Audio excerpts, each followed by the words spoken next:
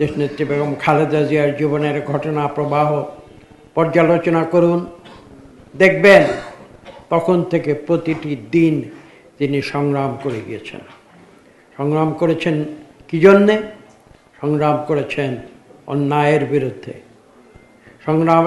সংগ্রাম করেছেন স্বৈরাচারের বিরুদ্ধে, সংগ্রাম করেছেন অন্যায়ের বিরুদ্ধে, এবং নিজের জীবনের প্রতিটি মুহূর্ত, নিজের জীবনের প্রতিটি রক্তবিন্দু দিয়ে তিনি দাঁড়িয়েছেন ঋজু, কখনো মাথা নত করেন অন্যায়ের কাছে।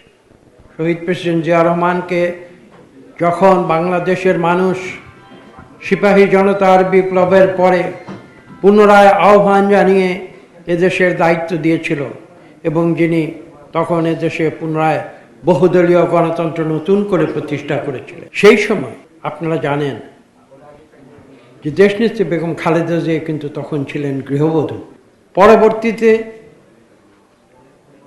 যখন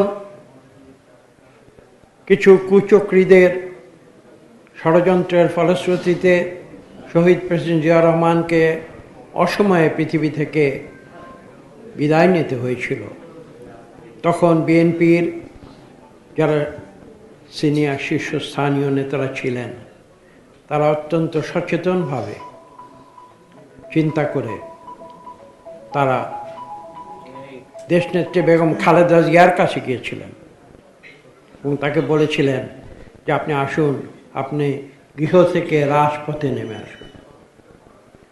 বিএনপি স্বাধীনতার পক্ষের দল আওয়ামী লীগ দাবি করে।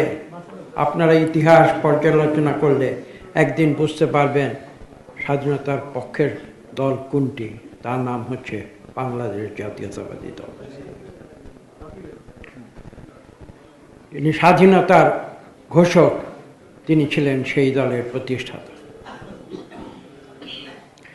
এবং সেদিন বিএনপির সিনিয়র নেতারা দেশনেত্রী বেগম খালেদা জিয়াকে অনুনয় করে বলেছিলেন যে এই দল থেকে আমাদের প্রতিষ্ঠাতা জিয়াউর রহমান বিদায় নিয়েছেন, কিন্তু আমরা তো থেমে থাকতে পারবো না।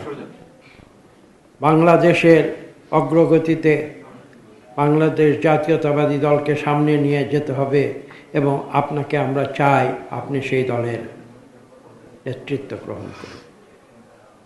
এভাবেই তাকে রাজনীতিতে নিয়ে আসা হয়েছিল। তার পরবর্তী প্রায় 43 বছরের ইতিহাস কঠিন, নির্মম।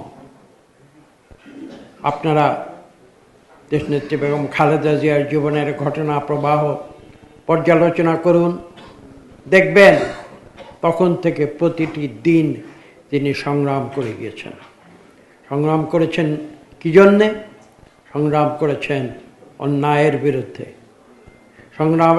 সংগ্রাম করেছেন স্বৈরাচারের বিরুদ্ধে, সংগ্রাম করেছেন অন্যায়ের বিরুদ্ধে, এবং নিজের জীবনের প্রতিটি মুহূর্ত, নিজের জীবনের প্রতিটি রক্তবিন্দু দিয়ে তিনি দাঁড়িয়েছেন ঋজু, কখনো মাথা নত করেন অন্যায়ের কাছে, কখনো মাথা নত করেননি নির্যাতনের কাছে, কখনো মাথা নত করেননি স্বৈরাচারের কাছে। তিনি জানতেন এই কাজগুলো করে তার নিজের জীবনকে তিনি বিপন্ন করছেন। যখন মিথ্যা মামলা হামলা মোকাবেলা করে তাকে জেলে যেতে হয়েছিল, সেই দিনটি আমাদের মনে আছে, আপনাদের মনে আছে। মাথা নত করেননি, অন্যায়ের সঙ্গে মোকাবেলা করেননি, কোনো আপোষ করেননি।